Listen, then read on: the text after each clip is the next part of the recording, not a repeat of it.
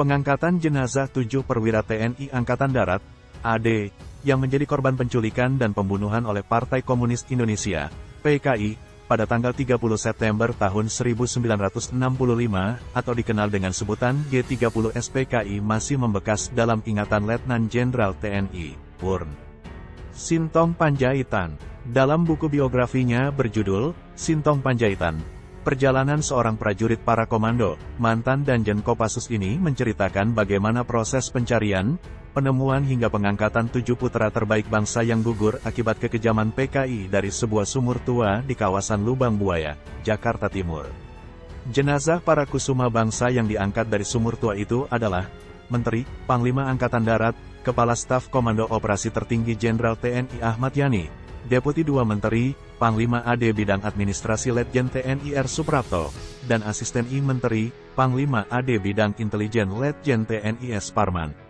Selain itu, Deputi 3 Menteri, Panglima AD Bidang Perencanaan dan Pembinaan Letjen TNI MT Haryono, Asisten 4 Menteri, Panglima AD Bidang Logistik Maijen TNI di Panjaitan. Kemudian, Inspektur Kehakiman, Auditor Jenderal AD Maijen TNI Sutoyo Siswo Miharjo dan Perwira Muda Letnan 1 Korps Zeni Pierre Andreas Tendean, Ajudan Jenderal TNI AH Nasution yang berhasil lolos dalam upaya penculikan tersebut. Jenazah ke-7 perwira yang kemudian disebut sebagai pahlawan revolusi ini ditemukan oleh Resimen Para Komando Angkatan Darat, RPKAD, saat ini bernama Kopassus di bawah pimpinan Letnan II Sintong Panjaitan. Tong. Disitulah daerah latihan pemuda rakyat, BTI, Gerwani, dan Ormas PKI lainnya.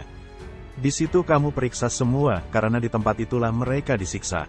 Kalau mereka dibunuh, juga di sekitar tempat itulah adanya perintah Komandan Kompi Tanjung Batalion 2 RPKAD Letu Faisal Tanjung kepada Komandan Peleton 1, A Kompi Tanjung Letnan 2 Sintong Panjaitan.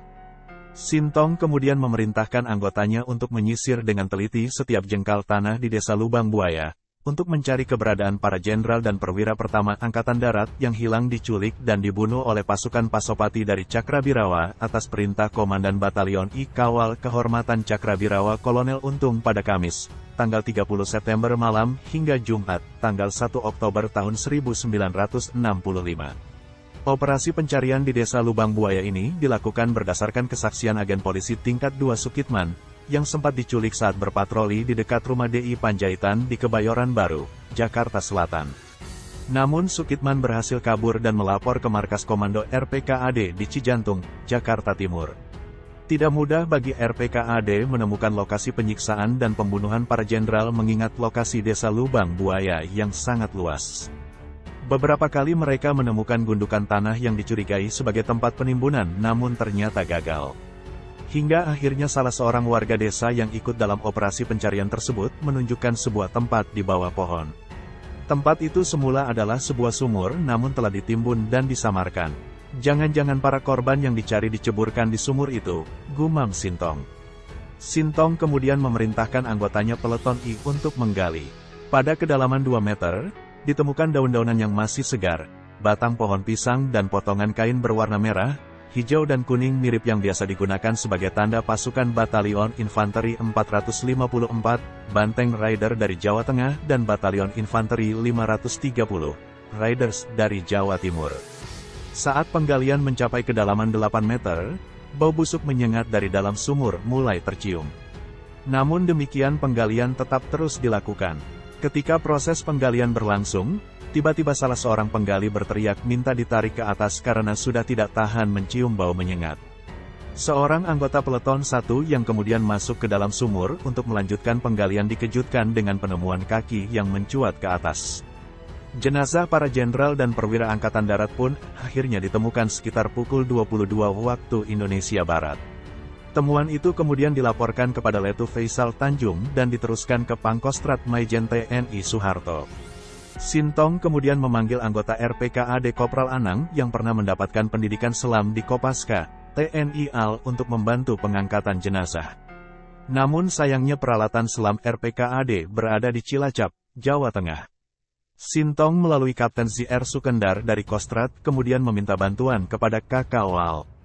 Sekitar pukul 4.30 dini hari, Komandan Kompi Para Amfibi Kapten KKO Alwinanto bersama 8 penyelam dan 2 dokter bernama Der Sumarno dan Dr. Ho Chioling tiba di daerah Lubang Buaya. Namun, baru sekitar pukul 10 waktu Indonesia Barat mereka diperbolehkan masuk ke Lubang Buaya.